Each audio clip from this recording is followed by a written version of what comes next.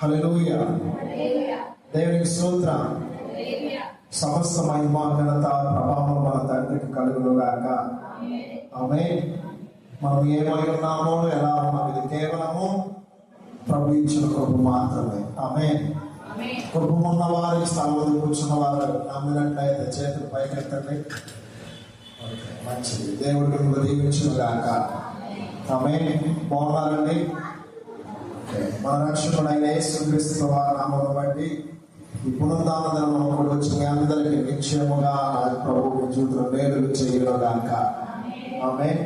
శుభములు కలుగునుగాక. ఆమేన్. మంచిదండి. ఈరోజు మన అంశము అణిగి ఉంటే ఆశీర్వాదము. ఈరోజు మన అంశము అణిగి ఉంటే ఆశీర్వాదము. అణిగి అంటే ఏంటంటే చెప్పండి. మీకు తెలిసిన భాష మీ యాసలో చెప్పండి. చెప్పాలి. అణిగి ఉండటం అంటే ఏంటి? తగ్గించుకోవడం, ఇంకా లోపడటం. నెక్స్ట్ అణిగి మణిగి ఉండటం. మూడు పదాలేనా? ఓకే. ఇంకా చాలా పదాలు మనం తెలుసుకోవాల్సి. ఓకే. ఇవన్నీ ఒక మాట కిందే వస్తాయి.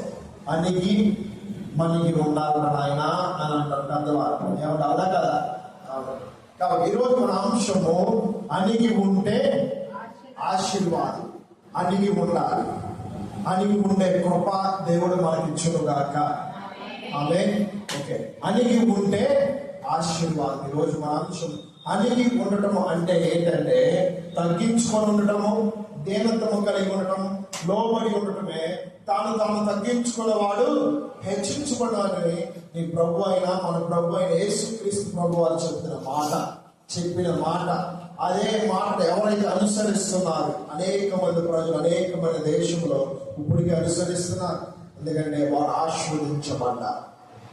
అడిగి ఉంటే ఏమొస్తుందండి? ఆశీర్వాదం వస్తుంది. తగ్గించుకుంటే ఏమొస్తుందండి? ఆశీర్వాదం వస్తుంది. నేను తగ్గించుకొని నేను హెచ్చరించబడాలని ఏమొచ్చింది? ఆశీర్వాదం రాదు. కొంతమంది పెత్తనాలు చూస్తారు. పెత్తనాలు చేసినప్పుడు ఏమొచ్చింది తెలుసా? ఆశీర్వాదం రాదు. ఈ వాక్యం ఎలా ఉంటుంది? అనగా నీ ఇంటికి నీవే శ్రమ తెచ్చుకుంటున్నావు అంటారు. ఇంకో మాట మన వారి భాషలో చెప్పాలంటే నీ కొంపకు నువ్వే నింపు తెచ్చుకుంటావు అని కూడా అంటారు. ఏమండి? మన గృహములకు మనమే శ్రమ తెచ్చుకుంటున్నాం. అలా మనం తెచ్చుకోకూడదు. ఏం తెచ్చుకోవాలి? మనము అణిగి ఉండాలి. అణిగి ఉంటే ఆశీర్వాదం వస్తుంది. తగ్గించుకొని ఉంటే ఆశీర్వాదంతో నింపబడతాము. దేవుడిచ్చే ఆశీర్వాదం మనము అనుభవించాలి. ఈనాడు మానవుని యొక్క జీవితం అణిగి ఉండట్లేదు. మనుషుడు తగ్గించుకొని ఉండట్లేదు, లోబడి ఉండట్లేదు. ఎందుకో తెలుసా? మనుషుని యొక్క గర్వం. మీకు తెలుసండి, మనుషులు చనిపోతే ఎముకల్ని కొంతమంది అన్యులు కాలుస్తారు. తెలుసా? చేసినప్పుడు ఏమైంది తెలుసా? ఎముకలు వాల్యూ ఎంత తెలుసండి? వాల్యూ ఎంత తెలుసా? ₹4 వచ్చింది. అందుకే కాల్షియం ఎముకలు మాంసములకి నరములకి మనందరికి ఏం కలిగినాయి? గర్వం పట్టి ఉంది. గర్వం ఉంది కాబట్టి మనం అణుచుకోలేకపోతున్నాం. కోపములు అణుచుకోలేకపోతున్నాం. గర్వములు అణుచుకోలేకపోతున్నాం. శరీర కోరికలు అణుచుకోలేకపోతున్నాం. దేవుడు ఇచ్చే కృపను మనం పొందుకోలేకపోతున్నాం. ఎందుకంటే అన్నగటం మనకు తెలవట్ల. అణిగి ఉండాలని రాజు చెబుతున్నాడు. యేసుక్రీస్తు ప్రభువారు కూడా ఈ లోకంలో అణిగి మణిగి జీవించారు. తండ్రి ఎదుట శిష్యులు ఎదురు కూడా తగ్గించుకునే ఉన్నాడు. శిష్యులకి పరిచయం చేశాడు. పరిచయం చేయించుకోవాలి. అందుకే ఈ లోకంలో అనేక మంది ప్రజలు చేయించుకునే స్థితిలో ఉన్నారు, కానీ చేసే స్థితిలో లేదు.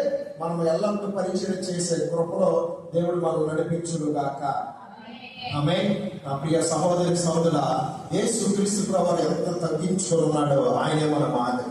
ఆయన మాదిరికరమైన మార్గంలో మనం నడవాలి. మీకు ఒక మాట చెప్పాలని ఆశపడుతున్నా. యథార్థంలో జరిగిన సంఘటన. ఓకే.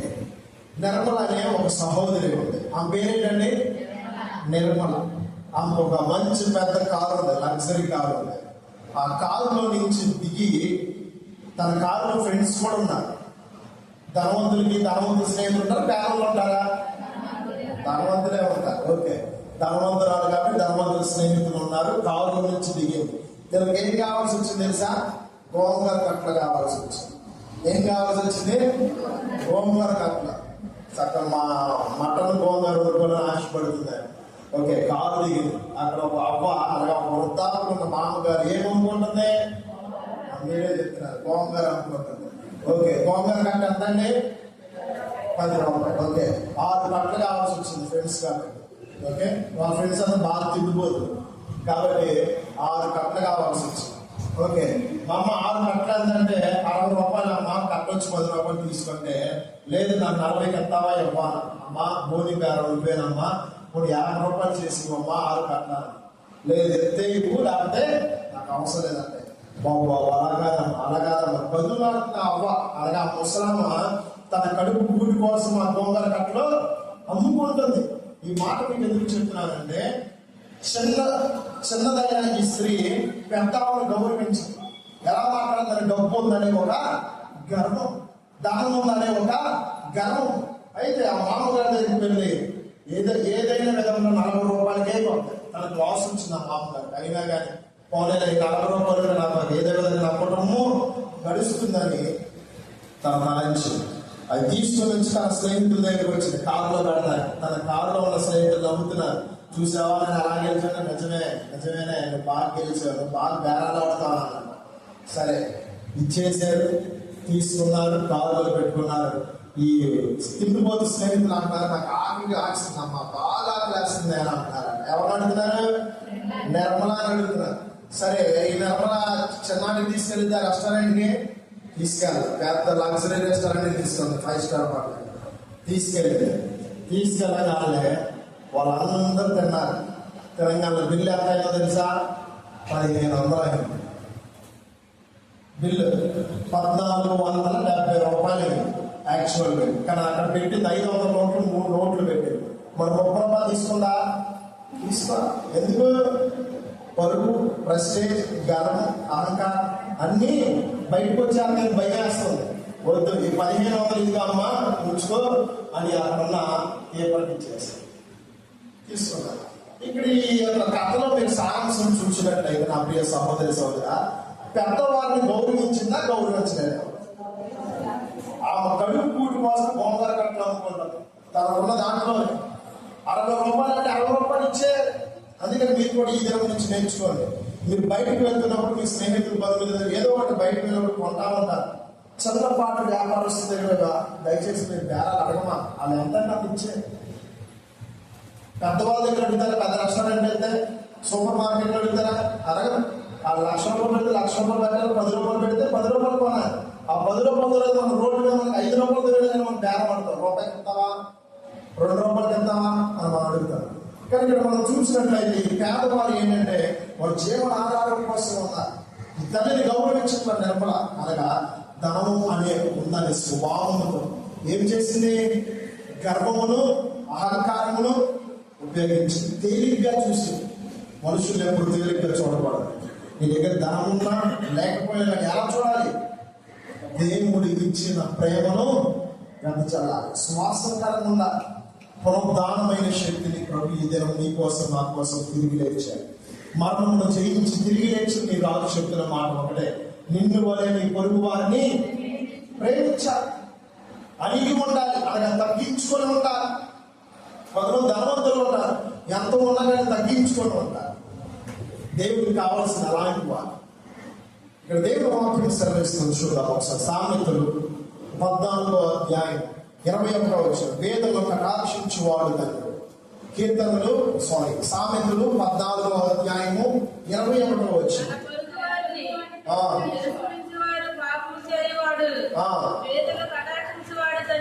వేదనను కటాక్షించువాడు ధన్యుడు. మీరు వేదన మీ దగ్గరికి ఏమన్నా భిక్షమ కోసం వచ్చినప్పుడు మీరు ఏం చేయాలి?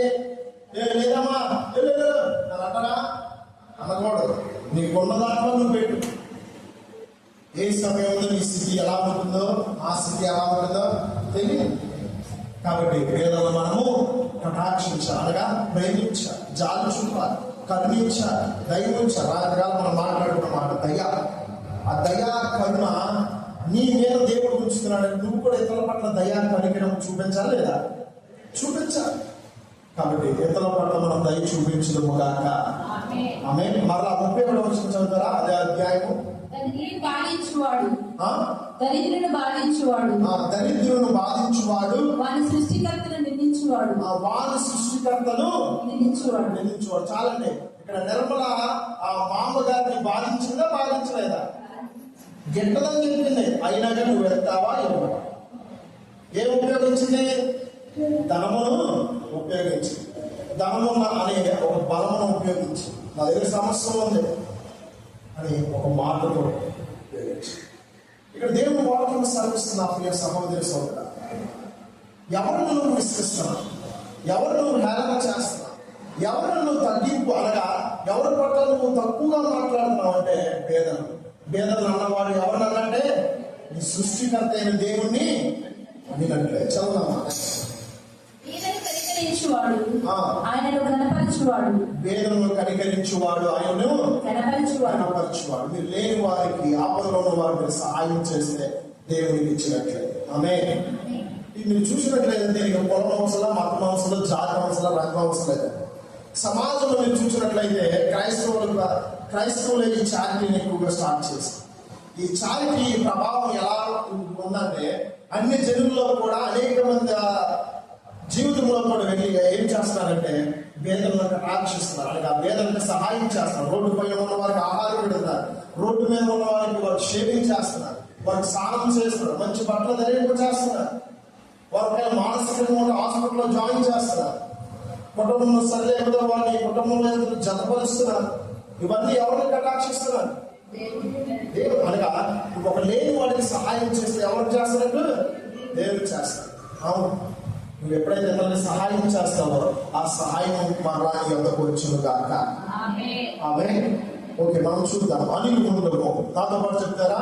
అణిగి ఉండము.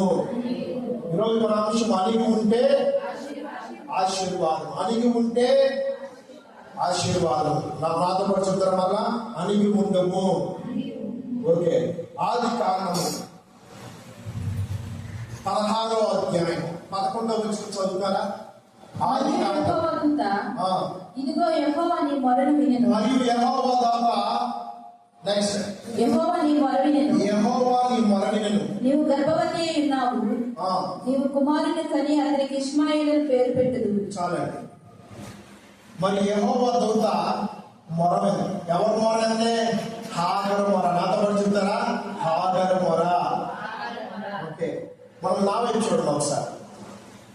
హాగరు ఎవరండి?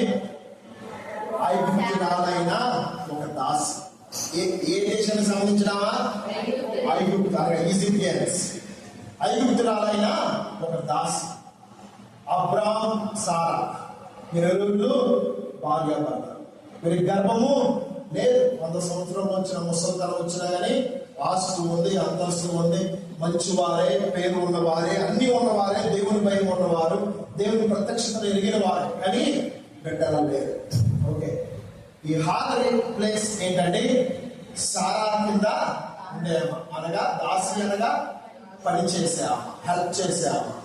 యజమానులు ఏం చెప్తే హాగరు ఆ మాట వినాలి, ఆ పని చేయాలి. ఓకే, మీరు చూసినట్లయితే ఇప్పటికి Saudi Arabian countries, Muscat, Kuwait, Khattar, Dubai, Oman, అనేకమైన స్టేట్లు మనం చూస్తాం. కంట్రీస్ మనం చూస్తాం.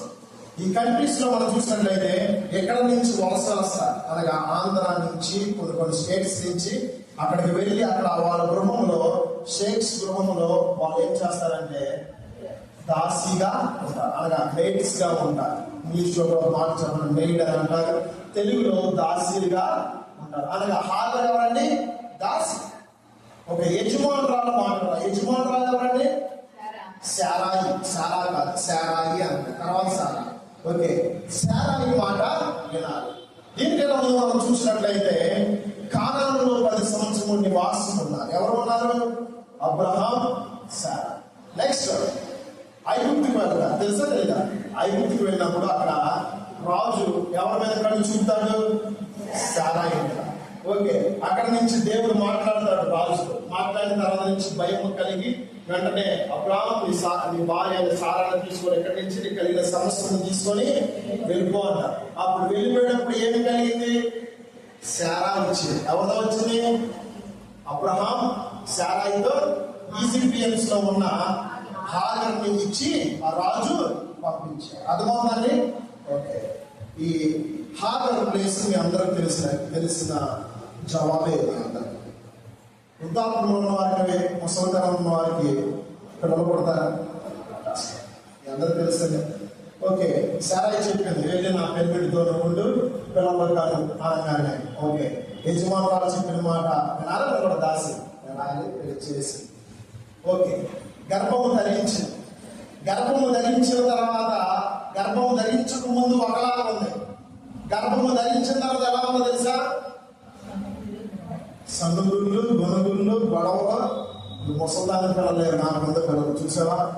యజమాను గారి ఫాల్ట్, యజమానురాలది ఫాల్ట్ అని కొన్ని మాటలు సంభాషణలు వస్తాము.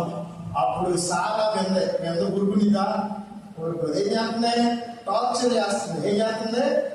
టార్చర్ చేస్తుంది. టార్చర్ బాగా చేస్తుంది. రోజు ప్రెగ్నెంట్ అని కూడా చూడట్లా. మరి ఏదైనా చేస్తుందనే మాట ఎలా ఉంటుంది? బాధకరంగా యజమానురాలు అనొచ్చా? గర్భము దాల్చుకుందేమో సైలెంట్ గా ఉంది, అణిగి మణిగి ఉంది. గర్భం దాల్చిన తర్వాత ఏమో చేస్తుంది? తిరుగుబాటు చేస్తుంది. మనకి ఎలాగాదని తన యజమాను పిలిచి, అయ్యా యెహోవాయే నీకు నాకు న్యాయం తీరుస్తాడు. ఇదిగో తనది రొమ్ము నవ్వుకొని ఉంది, నీకు గర్భము ధరించాడు.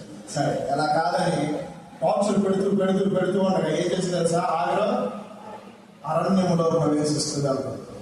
షూలో నేను యూటు మొక్క ఎదురుగా వెళుతూ ఉండగా అరణ్యంలో మొక్కతే దేవుని దూత ప్రత్యక్షమైంది. హాగర్ ఎక్కడికి వెళ్తున్నావు అంటే, ఇదిగో నా యజమానురాలైన సారాయి నన్ను ఇబ్బంది పెడుతుంది, అనగా నన్ను మానసికంగా పొందజేస్తుంది, నన్ను చాలా మాటలు అంటుంది, నన్ను టార్చర్ చేస్తుంది. నేను ఏం చేయాలో తెలియక నేను ఈ అరణ్యంలో ఈ షూరు అనే యూటు మొక్క ఎదురు నేను వెళ్తుండగా ఇదిగో నువ్వు నాతో మాట్లాడుతున్నావు అని ప్రత్యుత్తరం ఇస్తుంది. అక్కడ దూత చెప్తున్న మాట ఏంటో తెలుసా? నీవు వెళ్ళి నీ యజమానురాల చేతి కింద ఉండి అలిగి ఉండాలి. అప్పుడు యెహోవా దూత నీ యజమానురాలి యొద్దకు తిరిగి వెళ్ళి ఆమె చేతి కింద అణిగి ఉండుమని దానితో చెప్పాను. దానితో అక్కడ పేరు ఎవరో తెలుసా? హాగర్. దేవుడు దూత హాగరుతో మాట్లాడింది. మరలా 50 మంది షూరు బొంబాయి నుంచి నువ్వు వెళ్ళిపో. ఎక్కడాలనే మరలా నీ యజమానురాలు ఎక్కడి నుంచి వచ్చావో అక్కడికే వెళ్ళిపో అని చెప్పారు. వెళ్ళిపోయిందా? వెళ్ళల. కింద చదవండి ఒకసారి. 10వ వచనం 11వ వచనం. మరియు యెహోవా దూత నీ సంతానమును నిశ్చయముగా విస్తరింపచేయును. చాలు. 9వ వచనం దేవుని దూత చెప్పిన తర్వాత వెంటనే నేను వెళ్ళను, నన్ను ఎంతగా ఇబ్బంది పెడుతుంది, నేను అంతకుముందు తగ్గించుకున్నా, ఇన్ని మాట్లాడుతుంది, ఆమె చెప్పింది వెళ్ళమని. నేను వెళ్ళాను, చేశాను, గర్భము ధరించాను, మరొకరు నన్ను టార్చర్ చేస్తుంది. న్యాయమా అనే సంభాషణ జరుగుతూ ఉంది. ఓకే, 10వ వచనం మరలా దూత చెప్తుంది. ఎవరితో? హాగరుతో చెప్తుంది. ఏమని చెప్తుంది వినండి దయచేసి. నీ సంతానమును నిశ్చయముగా విస్తరింపచేసేదను. నీ సంతానము నిత్యముగా విస్తరింపచేసేదను. అది లెక్కింపలేనంతగా వీలుగా విస్తారమవునని దానితో చెప్పాను. నెక్స్ట్ 11వ వచనం. ఇదిగో యెహోవా నీ మొరను వినెను. నీవు గర్భవతి అయి ఉన్నావు. నీవు కుమారుని కని అతనికి ఇష్మాయేలు అని పేరు పెట్టుదువు. చాలండి.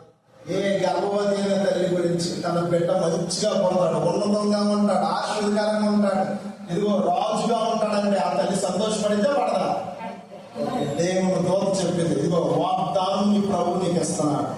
ఇదిగో షూరు బొబ్బు యొక్క ఇదిగో దేవుడు నీతో మాట్లాడుతున్న మాట, ఈ వాగ్దానం నీ జీవితంలో నెరవేర్చబడును గాక అనగానే ఆమె అని హాగరు పొందుకున్నాను. ఏంటో తెలుసా?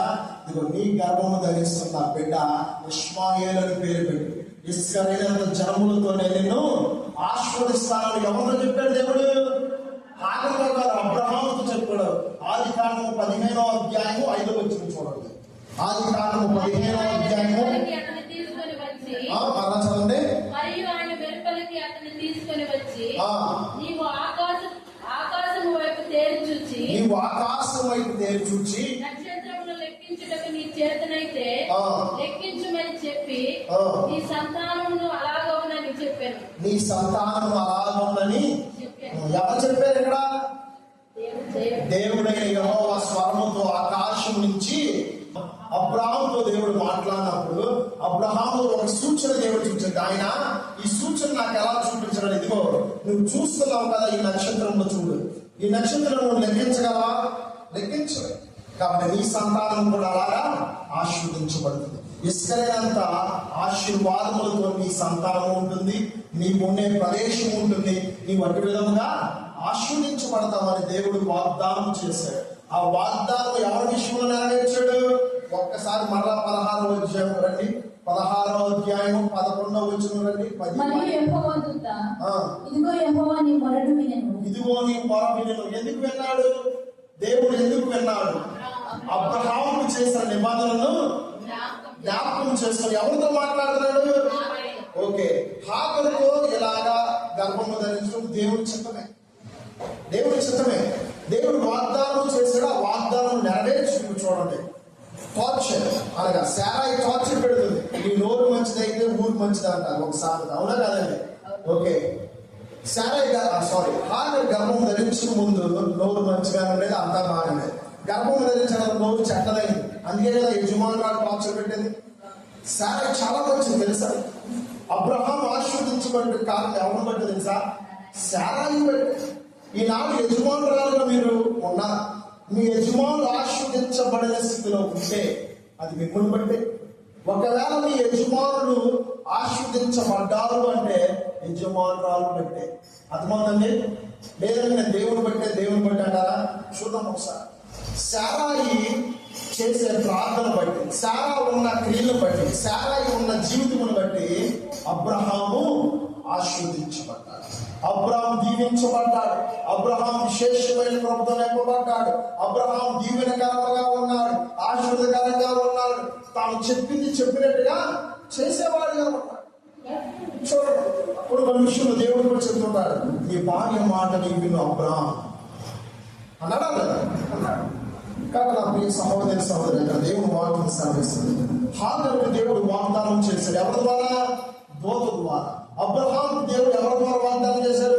డైరెక్ట్ గా దేవుడే తన భక్తుడు ఎదుట వాగ్దానం చేశాడు. ఇక్కడ హాగరు ఎదుట చేసిన వాగ్దానం ఎవరంటే దూత, పరలోకం నుంచి వచ్చిన దూత ద్వారా వాగ్దానం చేశాడు. ఇదిగో నీ యజమానుడికి చేసిన వాగ్దానము నా ప్రభు 15వ అధ్యాయం 5వ వచనం ప్రకారంగా నీ పట్ల 16వ అధ్యాయం 10వ వచనం ప్రకారం నీ జీవితంలో, నీ కుమారుడు జీవితంలో నెరవేర్చబడును గాక అని ఆ వాగ్దానము వివరించి దోత చెప్పిన తర్వాత అప్పుడు షూరు బొంగు యొక్క నుంచి హాగరికి చూడండి మెల్లగా నడుచుకుంటూ ఎవరి దగ్గరికి వెళ్ళి? శారాయి దగ్గరికి వెళ్ళి. శారాయి దగ్గరికి వెళ్ళి తన చేతి కింద అన్నికి మనికి అర్థమవుతుంది. అన్నికి ఉంటే ఆశీర్వాదం. ఈనాడు మానవుని యొక్క జీవితం ఆశీర్వాదంగా ఉండలేకపోతుందంటే మనము అన్నికి మనికి ఉండట్లా దేవుని ఎదుట. నేను చెప్తుంది మనుషుని ఎదుట కాదండి, మొదటగా దేవుని ఎదుట మనం అణిగి మణిగి ఉండాలి. మనం ఎప్పుడైతే దేవుని ఎదుట అణిగి మణిగి ఉంటామో మనుషుని ఎదుట కూడా అణిగి మణిగి జీవితం, అనగా తగ్గింపు జీవితం, దేనత్వము జీవితం, లోబడే జీవితం దేవుడు మనకి ఇచ్చును గాక. ఆమేన్. హాగరు లోబడిందా? లోబడలేదా? మరలా వెళ్ళి నా యజమానురాలా నన్ను క్షమించు, నువ్వు చెప్పింది నేను వింటాను, ఎక్కడి నుంచి నా నోరు తెరవను, నువ్వు చెప్పింది నేను చేస్తాను. చూడండి, లోపడటం నాశనం. మీ పక్కన పుస్తకం చెప్పండి, లోపడాలి, నీ దేవునికి లోపడాలి, సేవకులకు లోపడాలి. ఆమేన్. ఇటు కృపను దేవుడు ఇచ్చిన గాక. తీతుకు రాసిన 2వ అధ్యాయము, తీతుకు రాసిన పత్రిక 2వ అధ్యాయము 9వ వచనం. దాసులైన వారు అన్ని విషయములు యందు మన రక్షకుడకు దేవుని ఉపదేశమును అలంకరించినట్లు తమ యజమానులకు ఎదురు మాటలు చెప్పక ఏమేయో అపహరింపక సంపూర్ణమైన మంచి నమ్మకమును దాసులైన వారు సంపూర్ణమైన మంచి నమ్మకముగా ఉండాలి. యజమానులకు లోబడి ఉండాలి. ఎవరికి లోబడి ఉండాలండి? యజమానిలో కూడా మీరు ఒకవేళ ఉద్యోగం చేస్తే మీ బాసులు మీరు లోబడి ఉంటారు. ఆయన వాచప్ప నేను తాకలేదయ్యా, వాళ్ళ ఇంగ్లీష్ కూడా నేను తిట్టలేదయ్యా అంటారు కొంతమంది. అంటారా? మానవుని యొక్క టాకింగ్ సార్, మానవుని యొక్క మాట తీరు అలా వచ్చేసింది. కానీ నువ్వు ఎప్పుడైతే దేవునితో సంభాషణ చేస్తావు నీ మాట తీరు మార్చబడము కాక. దేవుడు వాక్యం సరస్సు తీర్పుకు రాసిన పత్రిక 2వ అధ్యాయం 9వ వచనంలో నీ యజమానులకు నువ్వు లోబడి ఉండాలి, నీ పై ఉన్న అధికారులకు నువ్వు లోబడి ఉండాలి. నువ్వు మొదటగా లోక సంబంధమైన వ్యక్తులకు లోబడి ఉండటం నేర్చుకుంటే దేవుని ఎదురు లోబడటం నీకు రాదు. మొదటగా నువ్వు దేవుని ఎదురు లోబడి ఉండటం నేర్చుకుంటే మనుషులు ఎదురు లోబడటం దేవుడు నీకు నేర్పించునుగాక. ఆమేన్. ఇక్కడ మీరు చూసినట్లయితే హాగర్ దేవుని ఎదుట తగ్గించుకున్నాం. ఎవరైనా తగ్గించుకోవడం కాబట్టి మనుషుల ఎదురు కూడా, తన యజమానురాలు ఎదురు కూడా, తన ప్రజల ఎదురు కూడా తగ్గించుకోవాలి. ఇష్మాయేల్ మహా సంతానముగా దేవుడు ఆశీర్వదించాడు. వాగ్దానం చేసిన దేవుడు నమ్మదగిన దేవుడు. ఇప్పుడు మీరు చూసినట్లయితే ఉమర్, ఖత్తర్, కోబాయ్, అబిదుబాయ్ అనేకమైన కండిషన్లు చూసినట్లయితే అందరూ షేక్స్ అరబ్బిన్సే ఉంటారు. ఈ సంతానం ఎవరంటే ఇష్మాయేల్ సంతానమే. ఎడారిలో 130 ప్రత్యక్షమైన దూత చెప్పిన వాగ్దానం నెరవేర్చబడింది. అదే ఎడారిలో వారు నివసిస్తూ ఉంటారు, ఘనముగా నివసిస్తున్నారు, ధనవంతులుగా ఉంటారు, బలమైన రాజులుగా కూడా తీర్చబడ్డారు. చూడండి, దేవుడు ఏదైనా వాగ్దానం నీకు చేశాడంటే అది నెరవేర్చే వరకు నువ్వు ప్రార్థించాలి. రాత్రికాలంలో వాక్యం విన్నాం. దేవుడి దయ మనకు కావాలి. We needs a God's favor. We needs a God's mercy upon us. దేవుని యొక్క కనికరము, దయ, కృప మన మీద ఉన్నప్పుడే మనము ఆ వాగ్దానము మనం స్వతంత్రించుకోగలం. అంటే కృపను దేవుడు మనకి ఇచ్చును గాక. తీర్పు గారు చెబుతున్న మాట ఒకటి, అయ్యా మీరు యజమానులుగా ఉన్న మీ బాస్ ఎదుట మీరు ఎలా ఉండాలి? లోబడి ఉండాలి. ఈరోజు మన అంశం అణిగి ఉండే ఆశీర్వాదం.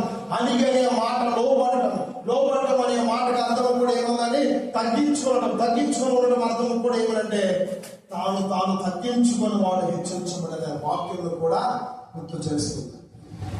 నా ప్రియ సహోదరి సహోదరా, యజమానులకు లోబడాలి. యజమానుడు అంటే నీ దేవుడైన యెహోవాకు నువ్వు లోబడాలి. నువ్వు ఎప్పుడైతే దేవునికి లోబడతావో నువ్వు చేసే ఉద్యోగంలో ఆశీర్వాదం వస్తుంది, వ్యాపారంలో ఆశీర్వాదం వస్తుంది, నువ్వు చేసే పాడి పశువులు, పంటలు, చేతి పనులు, ఉద్యోగంలో సమస్తమైన విషయంలో నీకు ఆశీర్వాదం మెండుగా కలుగును కాక. లోబడాలి. నువ్వు లోబడితేనే నీకు ఆశీర్వాదం వస్తుంది. ఒకవేళ ఒక అధికారిని ఎదురు వచ్చాడు, కారు ఆగిపోయి, నువ్వు మెకానిక్ నాయన ఇది చేసి పెట్టాను అన్నాడు. తీసురా అని అన్నావు అనుకోండి, అండ్ రేపు తీసుకుంటాను దగ్గరికి. నీకు అవసరం డబ్బులు, ఇప్పుడు నీకు చాలా అవసరం నీ కుటుంబ పోషణ కోసం. కానీ ఇక్కడ నువ్వు ఏం చేస్తున్నావు? గర్భమును నీవు ప్రవేశిస్తున్నావు. అలాగే గర్భము నువ్వు చూపుతున్నావు. ఆ వెంటనే అతను ఏం చేస్తాడు? అవసరమైన ఒక ట్రాలీ నుంచి దాన్ని ఎక్కించుకొని ఈనాడు మానవ యొక్క జీవితంలో అణిచివేస్తున్న ఒకటి ఆశీర్వాదం రాకుండా గర్వం, అహంకారం, తిరుగుబాటు, వీటిని మనము ఎలా తొలగించుకోవాలంటే ప్రార్థన ద్వారా మాత్రమే. ఇంకొక మంచి శుభవార్త చెప్పాలని ఆశపడుతున్నాను. ఈ నెలకి చివరి ఆదివారం, అవునా కాదండి? 7వ నెల 7 దినముల ఉపవాస ప్రార్థన మన సంఘంలో ఎప్పుడూ జరుగుతుంది. వచ్చే నెల మంగళవారం 1వ తారీఖు 30వ తారీఖు కృతజ్ఞత కూడిక, అనగా మాసాంతరం కూడిక ఉంటుంది.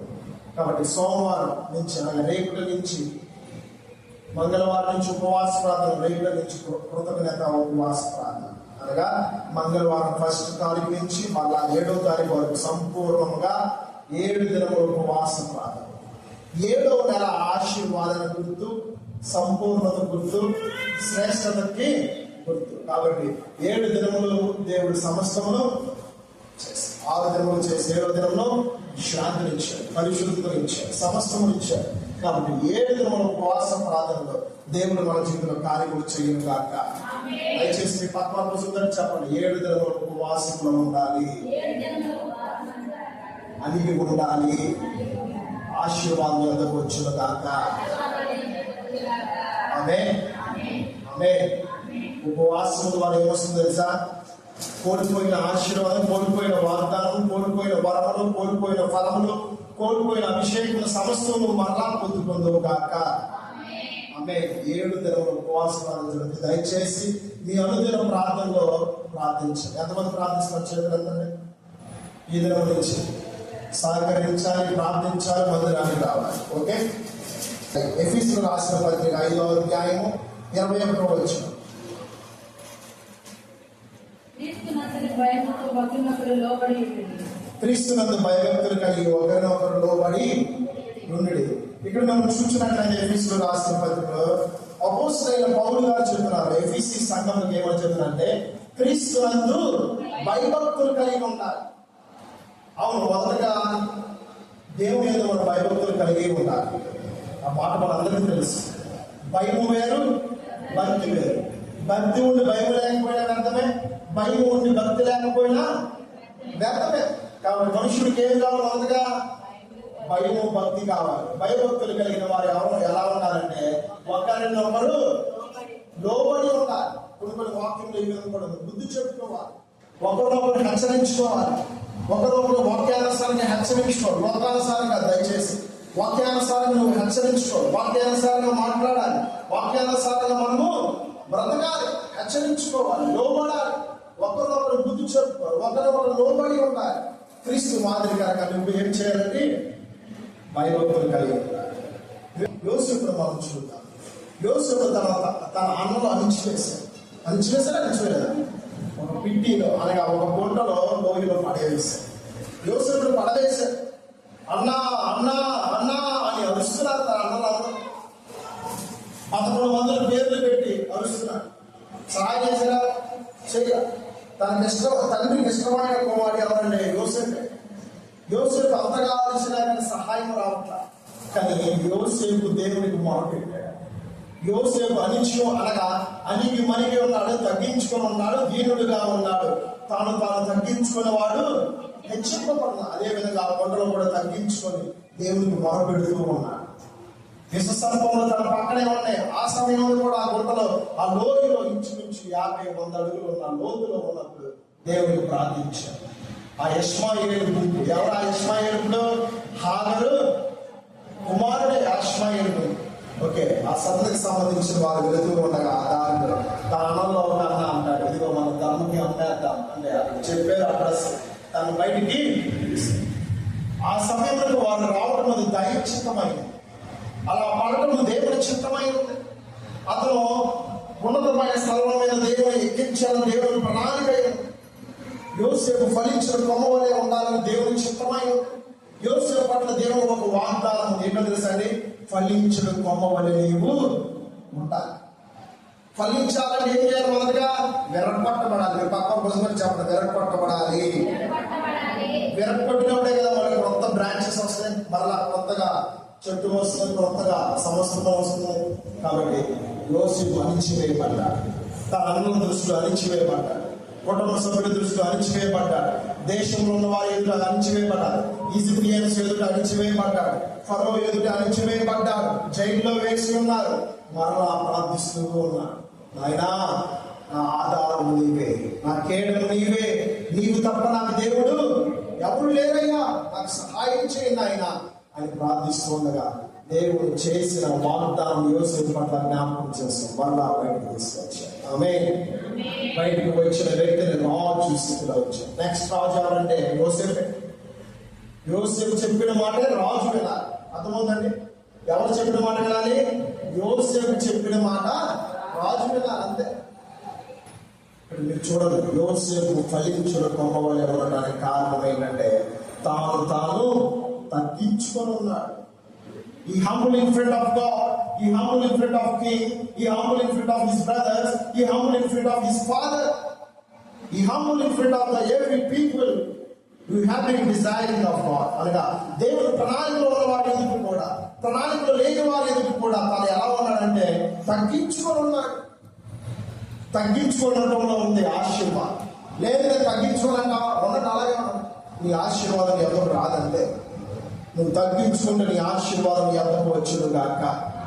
పరిశుద్ధ గ్రంథంలో మీరు ధ్యానించినట్లయితే ఆది కాండం నుంచి ప్రకటన గ్రంథం వరకు అనేక మంది భక్తులు తగ్గించుకునే ఉన్నారు. కొన్ని విషయంలో హెచ్చించినప్పుడు కూడా మరలా ప్రభా ఈ హెచ్చించబడ్డానికి కేవలం నీకు ఇచ్చిన కృప మాత్రమని దీనులుగా తగ్గించుకొని దేవుణ్ణి స్తుతించిన వారిగా మనం చూస్తాం. గర్వించిన వారిని చూస్తాం, లోబడిన వారిని చూస్తాం. వీళ్ళందరూ ఎలా ఉన్నారంటే దేవుని మాటకు లోబడిన వారిగా మనము చూస్తాం. కాబట్టి నా ప్రియ సహోదరి సోదరుడా, దేవుని వాక్యం సెలవిస్తుంది, మనం లోబడాలి. నీ ఆశీర్వాదం కావాలంటే, నీ అపవాదం యొక్క నుంచి ఎత్తుకు వెళ్ళిపోయిన ఆశీర్వాదం నీ వద్ద లేదని ఆలోచిస్తున్నావా? పేదలతో ఉన్నావా? కృంగిపోతున్నావా? నా బిడ్డల పరిస్థితి ఏంటి? నా యజమానుల పరిస్థితి ఏంటి? మా జీవితంలో ఎలా ఉన్నాయి? మేము ఇతరులు పెట్టే స్థితిలో ఉండవలసిన వారు కూడా మేము ఈ రోజు అడుక్కునే స్థితిలో ఉన్నాము.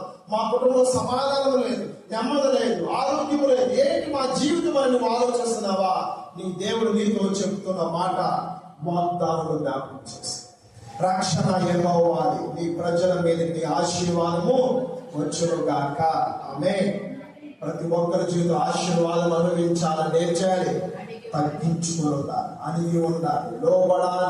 నీ యజమానులకు లోబడి ఉండాలి, పెద్దలకు లోబడి ఉండాలి. బిడ్డలు చిన్నపిల్లలు ఏ విధంగా పెద్దలకు లోబడి ఉంటారో అదే విధముగా మొదటగా మనం దేవుని ఎదుటి లోబడి ఉండాలి. పెద్దలను గౌరవించాలి. పెద్దలను ఏ మాట పడితే ఆ మాట అనకూడదు. ముసలివారు ఏ ముసలిదానా, ఏ ముసలోడా, ఏంటి అని అంటారు కొంతమంది. ఏమండి, ఇలా అనకూడదు. గౌరవించి మనము మాట్లాడాలి. నువ్వు ఎప్పుడైతే పెద్దవాళ్ళని గౌరవించి మాట్లాడతావో ఆశీర్వాదంతో నువ్వు లేపబడదు గాక. నీ సంతానం కూడా ఆశీర్వాదము అనుభవించును గాక. ఆమేన్. 1 పేతురు 5వ అధ్యాయము 5-6 వచనం చదువుకుందాం. 1 పేతురు 5వ అధ్యాయము. దేవుడు తగిన సమయమందు మిమ్మల్ని హెచ్చించినట్లు ఆయన బలిష్టమైన చేతి క్రింద దీన మనస్సును ధరించుకోవాలి. చదవండి ఒకసారి. దేవుడు తగిన సమయమందు మిమ్మల్ని హెచ్చించినట్లు ఆయన బలిష్టమైన చేతి క్రింద దీన మనస్కులై ఉండుడి. ఆయన మిమ్మల్ని కూర్చి చింతించుచున్నాడు కనుక మీ చింత యావత్తు ఆయన మీద వేయుడి. చాలా దయచేసి అందరూ లేచి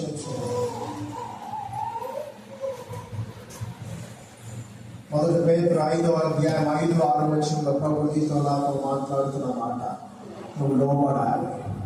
నువ్వు లోబడాలంటే మనకు ఏం కావాలి? నీకు దేనత్వం అనే వస్త్రము నీకు కప్పుకోవాలి. మనకు వస్త్రం లేకపోతే మనం దిగంబరులుగా ఉంటాం, అవునా కదా? మనం తక్కువగా చూస్తాం. మరి నీ ఆత్మీయమైన జీవితంలో ఈ లోకంలో నువ్వు వెళ్తుండగా, నువ్వు నడుస్తుండగా, మాట్లాడుతుండగా, జీవిస్తూ ఉండగా నీకు దేన వస్త్రం లేకపోతే ఎలా ఉంటుంది తెలుసా? హీనమైన స్థితిలో ఉంటారు. మీ పప్ప పుస్తకం చెప్పండి. హీనమైన స్థితి పొద్దు. నీకు ఏ స్థితి కావాలి? సంపన్న స్థితిలో నువ్వు ముందుకు కాక, సంపన్న స్థితిలో అలాగే ఆశీర్వాదకరమైన స్థితిలో నువ్వు ఉండాలంటే ఏం చేయాలి? దేన వస్త్రము మనము ధరించుకోవాలి. దేన వస్త్రం ధరించుకోవాలంటే ఎలాగ మనము నీ యజమానుడికి లోబడి ఉండాలి. అనగా నీ దేవునికి నీవు లోబడి ఉండాలి. యేసుక్రీస్తు వారు మన తండ్రికి లోబడ్డాడు. పేతురు కూడా దేవునికి లోబడ్డాడు. యేసుక్రీస్తు వారు కూడా పౌలును చూసినట్లయితే యేసుక్రీస్తు వారికి లోబడ్డాడు. ప్రతి ఒక్క గ్రంథకర్తలు మనం చూసినట్లయితే ప్రవక్తలు, గ్రంథకర్తలు, శాస్త్రులు ప్రతి ఒక్కరి యొక్క గ్రంథం రాసిన వారు కూడా ఎవరికి లోబడ్డారంటే దేవునికి లోబడి జీవించారు, బ్రతికారు, నడిచారు, దేవుని చెప్పినట్టు చేశారు. అర్థమవుతాని. కాబట్టి నా ప్రియ సహోదరి సహోదరుల, అడిగి ఉండటంలో ఏమంది? ఆశీర్వాదం. అడిగి ఉండటం అంటే తగ్గింపు, దీనత్వం, ఇదే. కాబట్టి తాను తగ్గించుకున్న వాడు హెచ్చించబడదు గాక. సంఘములకు ఆత్మ చూపించిన మాట చెవుగల వాడు వినను గాక.